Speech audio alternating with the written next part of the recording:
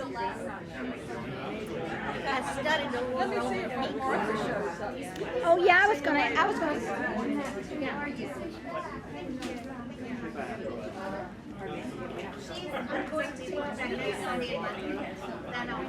Joyce was right. Joyce was right in what she said. To look at to say you've got the queen, you can't say you've got the queen right up front if you don't have two of the key cards. Right, because that's what those bids are. And who's going to have two key cards plus a queen? It's going to be a rare thing. I mean, somebody's sitting over there with Greetings! so, obviously, diamonds one. Thrilled to see so many people here today. No queen. Welcome to the Ed Needed to Learn Something After the Green Book ran out lesson. And I always have something in my back pocket. Actually, I have some housekeeping stuff to get to, but before we do that, I have a joke for you. Oh boy. Lone Ranger and Tonto have a really, really long ride. They ride into a town, go into the saloon, order a couple of beers. And a couple of minutes later, someone comes in and says, "Hey, does anyone own that big white horse outside?" Lone Ranger says, "Well, I do. Why do you ask?" So, "Well, he's really looking rough. As a matter of fact, it looks like he's really sick. You might want to go check on your horse." So Lone Ranger and Tonto went outside, and sure enough, Silver was, looked like he was about to die of dehydration and overheating. So got him some water, and it's not like today where you've got an air-conditioned stall. So he said, "Well, you know what might help is if you could get Tonto to run around Silver for a few minutes to get some air circulate around him." Well, okay, that makes sense. So Tonto starts running around Silver. A couple minutes later, Lone Ranger's up at the bar nursing his beer. Says, "Hey, anybody own the white horse outside?" Lone Ranger says, "Well, I do. Why? Is he doing okay?" And he says, "Yeah, the horse is fine. You just left your engine running." Oh. Yes. One of your better ones. Oh. Good job. Yeah.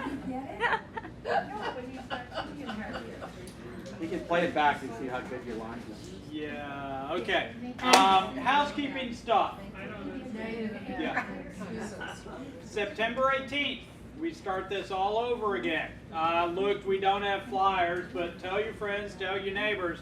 We're going to be starting over again about 3 weeks. Yeah, in about 4 weeks. Because the person who printed the flyers hasn't printed them yet, is what it is. Anyway, that's going to be the one night that we are not going to have bridge here, because everyone in the room is going to be paying attention to me and learning that play goes clockwise, high card wins a trick, so on and so forth. 2 weeks from now, we're going to have a trophy game for players of 0 to 20 points. Believe that Evelyn and Shirley won it the last time we contested it, so try and knock them off their perch. Any questions on housekeeping stuff? All right. Y'all have been coming to these lessons for a while, and you've been playing bridge for a while, and you've been entering scores into the computer for a while, but it dawns on me that some of you might not have a good concept of how we determine who wins and who loses. Okay? It's just magic. Well, I thought we'd take a day and explain how you should keep a running score and how the scoring works. Okay? First of all, how many of y'all usually keep a running score? When I say keep a running score, I passed out convention cards. Okay? The front of the convention card is something that we'll be talking about probably next week. How to fill this out, the agreements that you and your partner should have. The back of your convention card is what we're going to be talking about today, because it's how you keep a running score. Okay? I usually sit east-west when I play because that's what my partners enjoy sitting. So at the top of the convention card, I will write what my pair number is so I don't have to remember it, and which direction I sat, so just for posterity's sake. Okay, so here we were pair 11, and I sat east. Now, this was a two-boarded table game. So on table 11, we played against pair 11 and played boards 21 and 22. Now, so if you go down to board 21, I wrote first in the thing, just to remind me that that's where I started. And we played against pair 11. I didn't write down their names. That's something you could write down. I didn't write down what the opening lead was. That's something you could write down. If you had a particularly fun auction, you could write down the auction. Okay? Got extra space, because usually you only play 24 boards. Tonight we're only going to play 12. Anyway, where it says contract and declare, I'll write the contract. Contract is always a number, followed by a denomination, followed by a direction. Okay, 4 spades in the west was this particular contract.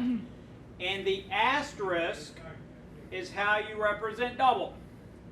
Double asterisk is how you represent redouble. Okay.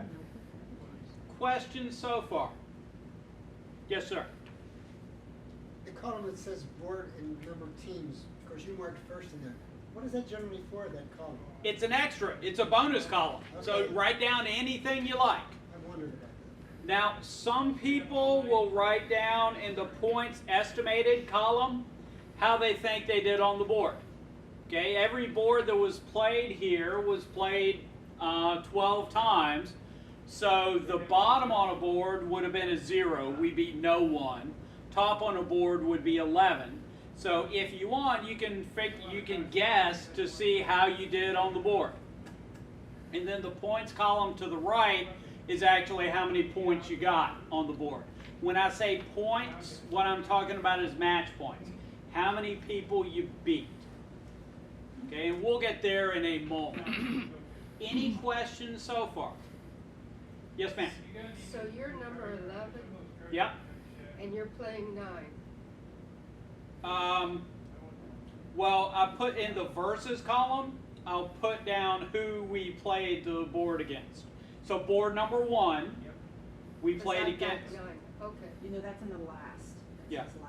Board number 1, we played against pair 13. Our contract was 3 diamonds in the south, and I wrote down 150.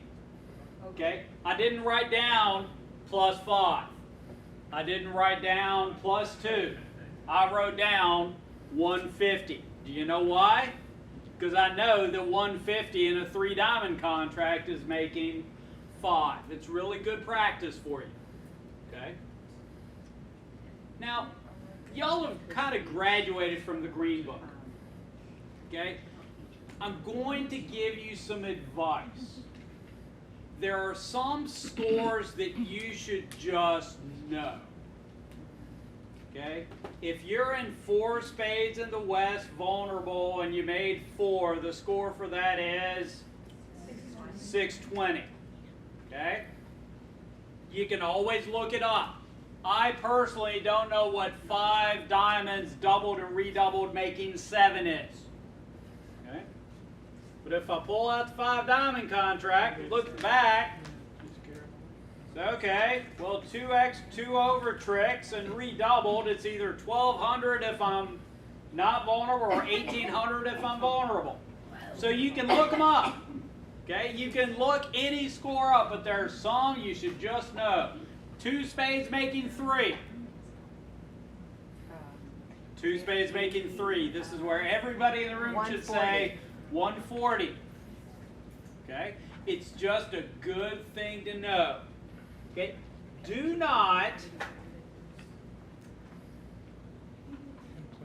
at some point, you will play against bridge players with more experience than you. Okay? It's gonna happen. Guess what? Okay? Oh, sorry. We're gonna relax today. I have a story for you. Okay. Story for you. My very first tournament.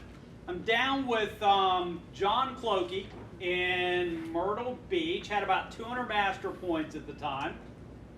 And we're playing in a knockout event. And, you know, when I play bridge, it's always nice. And I actually was worried. So, I'm going to my first tournament. How should I act? Well, I should introduce myself. So, hi, I'm Ed Kinlaw.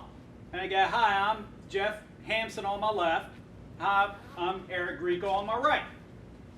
These names mean nothing to me. If you look in your bridge bulletin, top point earners, they're usually in the top 20 or so in any given year. So, yeah.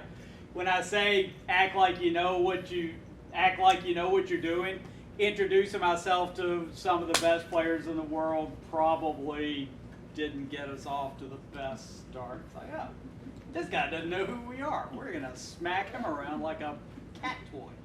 And they did, by the way. I digress. Any questions about how to keep a running score? Okay, you can write down anything you want, but the important thing is you write down your contract and what you made. If you made a contract or set the opponent, you get something in the plus column. If you went down or the opponents fulfilled a contract, you write it down in the minus column. Does that make some sense? Questions? And flipping the page. At the end of every game here at the Bridge Center, almost always, and at any tournament you go to, you will get a thing with the hands printed. What I will tend to do is take my running score and transcribe it onto the hand record. Okay, this is called a hand record. It's what all the hands that you held, what everybody had. I'll transcribe my running score into the hand record. Okay, so somewhere on board number 1, I wrote down 3 diamonds in the south and plus 150. I actually did this on the computer, but I've got my scribble. 3 diamonds in the south plus 150. And I do that on every board we play. Okay, so while the scores are being tabulated, or while people are finishing, I'm doing this. I'm writing down on board number 1, this is what happened. And I may look to see whether I did as well on the hand as other people could have. Okay, for instance, I played East. Okay, so on board number 2, I was in 3-no trump in the East. And I went down 2. And then I look and say, okay, well, best play, I could have made 2 on this hand. Did I do anything wrong? Because if I did, I did. And if I didn't, I didn't. And just looking at this board, it looks like I can take 6 diamonds, a spade, and a club. Okay, so if they lead a spade, I can take 8 tricks off the top. Looks like I decided not to do that. Decided to try to make my contract, and in the fullness of time, I failed miserably. I probably ran some diamonds. Yes, ma'am? I'm very confused on the first score. You said the bid was 3 diamonds by south. Yes. They And we went were down plus. then. We set them 3. Okay, I thought you said they made 5, and I'm going, Oh, sorry. Yeah, the other way. There's Okay. 2 ways to be in 150. Sorry, we were east-west, so we set them 3. Right. Okay? that's good. Yes, that was good. That was actually a 10. Okay. So what I will tend to do at the end of the night is look to see how I did on the boards I played. I played east, so I'll look for east. And did I play any hands? Yep, looks like I played 14, and I got an above average. Sorry, we haven't figured out how we get to above average yet. Let's flip to the last page.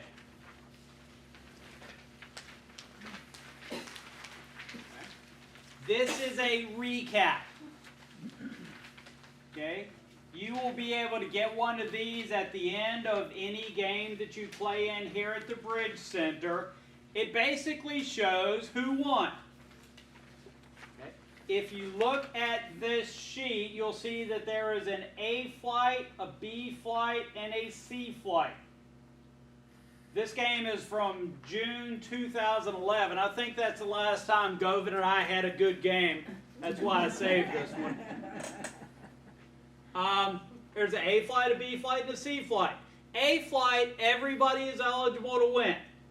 Okay, so if you have less master points than anyone in the room, you can win A flight if you're the top pair in the room.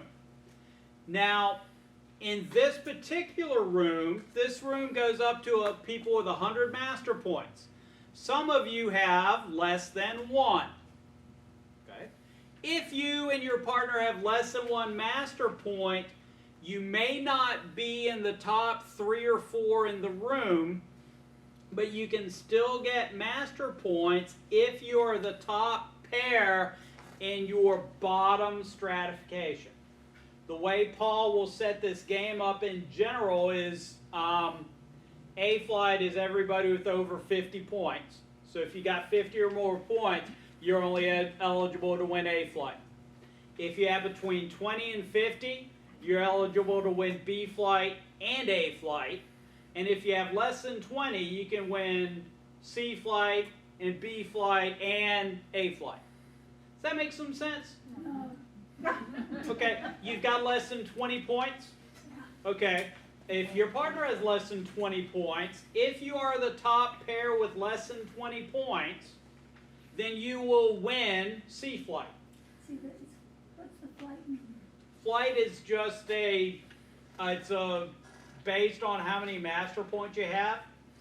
A flight in this room is over 50. B flight is 20 to 50, and C flight is under 20. Okay, so if you're the top C flight pair, you'll get some fractions of a master point. Now in this game, he didn't write down the stratification, but it looks like Govan and I were in B flight, which probably was anybody with between 1,000 and 3,000 points would be my guess. What, is that, he's got 100%, 80%, 80% in the rating?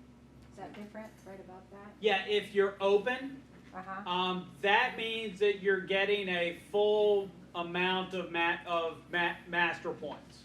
Okay, so if it's an open game, then anybody can play. If it's a stratified game, then you only get 80% of what open would get, because you don't have as many master points as an open player, even though you may. Good question. Now ordinarily he'll write down what the stratification levels were. Here he just put none, none, and none, which is interesting. Yes, sir. For purposes of stratification, is that the sum total of the points for the two players, or just if anybody is over 20, you're not in? There are a couple ways to do it. What we'll tend to do is run it based on the highest person. So if Govan and I were playing, then I've got more master points than Govan. So we would be flighted based on my master points. If it was based on average, we'd be between 1,000 and 1,500. So if the stratification for C flight was under 1500, we'd be able to play in C flight if it was done on average. We'd be in B flight if it was done on the highest number. Good question. I have another question. then. Yes, sir. Under A, B, and C, there's 14, 9, and 6. What do those numbers mean? That means that there are 14 pairs eligible to win A flight. Everyone's eligible to win A flight. There are 9 pairs eligible to win B flight. And there are 6 pairs eligible to win C flight. That also will affect the match points, or the master points that are awarded. If I win C flight and there's 6 pairs, then I get, in this game, 80% of open based on a 6-table game. Whereas if I win the 14-table game, I get whatever the match points is for 14 tables. My guess is 1.4, yep. In an open game, it's 0.1 per table up to 15 tables. Now, the way the computer figures out who won, okay, you will see up at the top under score and percentage, the score is the number of match points that pair earned on the boards that they played. Looks like we played 24 boards that day. So 24 boards. If you add up your score on all 24 boards, if you look at Govin and I, we're pair number 11. We scored 154 match points. What a match point is, it means that on a board, we beat a pair. Let's look at that. Let's look at board number 1 on 3rd page. Okay? If you beat everybody, then you get 1 match point for everybody you beat. Here the board was played 12 times, so the top on a board is an 11. If you beat no one, you get a 0. Okay? So on board number 1, pair 14 got plus 300.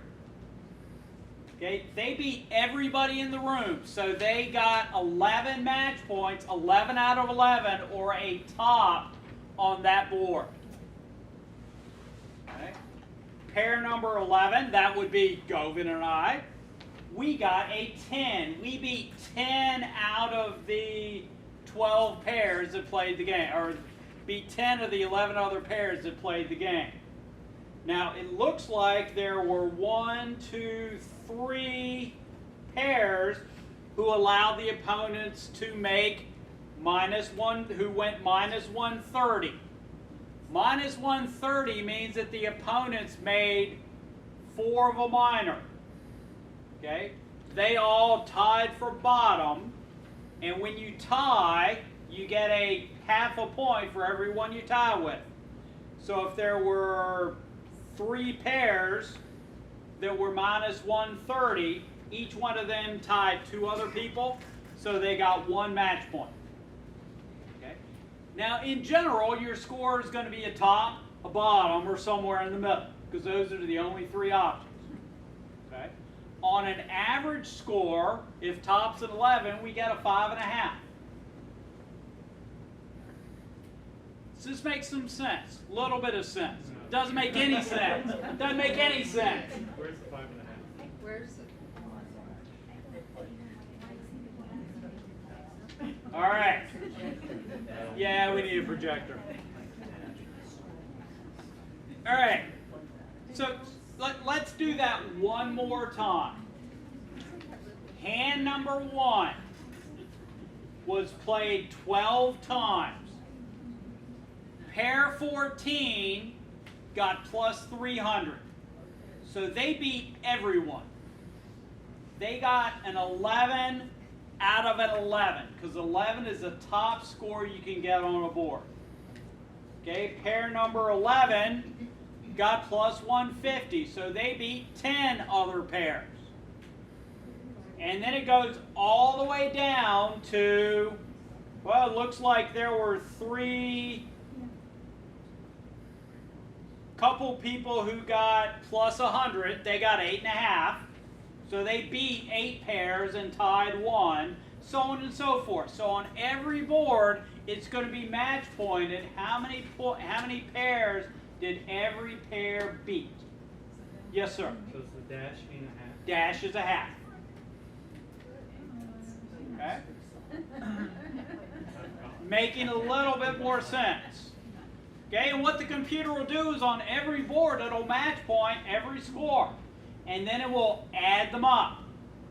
Okay, so the top pair in this room, it looks like up at the top was Carolitas and Tony Morton. They see how they're number 1 in A flight. They're an A flight pair, so they weren't eligible to win B flight, but they were the top pair in the room. They got a 65% game, which is a pretty darn big game. Okay, second place were Ann Ray Gershman and Nadine Griffin. Okay, and then third place, Govin and I came in third. How cool is that? Now we also came in second in B. Okay, we came in third overall, third in A, and second in B. If you look at pair number 5, Margaret Anderson and Sarah Browning, they came in 6th in A, 3rd in B, and 1st in C. Now, you're going to be awarded master points based on the highest number of master points you can get for what you did. Okay, so if you look at our score, we got 0.7 in A flight. That means that for coming in 3rd in A flight, our award was 0.7 master points. It would have been less than that for coming in 2nd in B. If you look at pair number 5, okay, Sarah and Margaret came in 6th overall, 3rd in B, and 1st in C. Now, they got 0.48 master points, and it says C flight. So it has a C next to their name. What that means is they came in, for coming in 1st in C, they got 0.48 master points. Their award would have been less for coming in 6th in A or 3rd in B. Now, I have one hand for you I want to talk about. Before you get off that question, can I ask one thing about it? Yes. The percent is actually based on score, though, right? The percent is the average on the average is 132. Okay, Right. sorry, on 4th line down. Yeah. We played 24 boards. Right. I know we played 24 boards. And the top on a board was an 11. So the top score, if we beat everyone on every hand, we'd have gotten a 264 out of 264. We would have had a 100% game. Okay, never happens. The top score in the month is usually right around 70%. But the percentage is what your total match points, your percentage of a perfect game, 264. Okay, so it is match points. It's not. Yeah, okay. it's match points. All right, one hand for you that I'm particularly proud of. Anybody have a pair that you don't like losing to? Hand number 7. Okay, if you look at the second page. I was playing with a fellow named Govin who bids on occasion aggressively. South Open 1 spade. And Govin decided that he would bid with his hand. He decided to bid 3 diamonds with his hand. Just Govin being Govin. What hand was that? Hand number 7.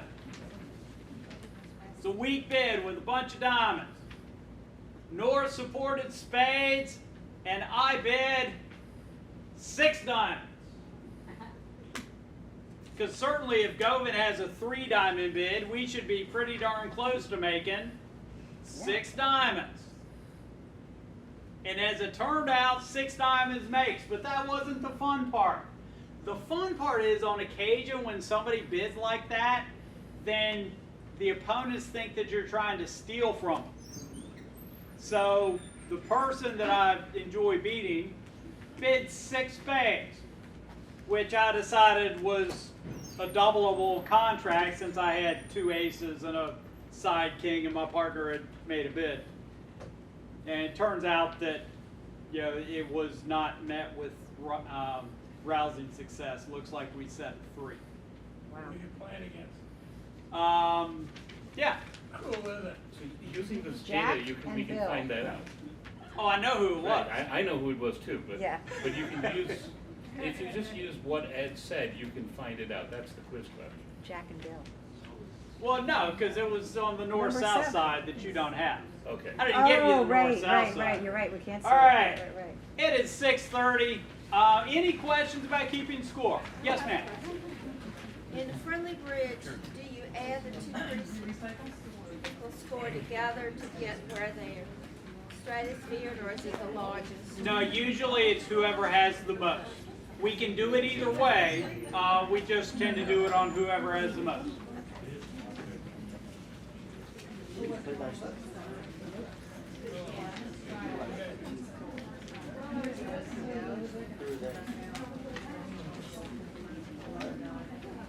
Hey, 2 things. JD. Hello, are you gonna join us? We need to get as many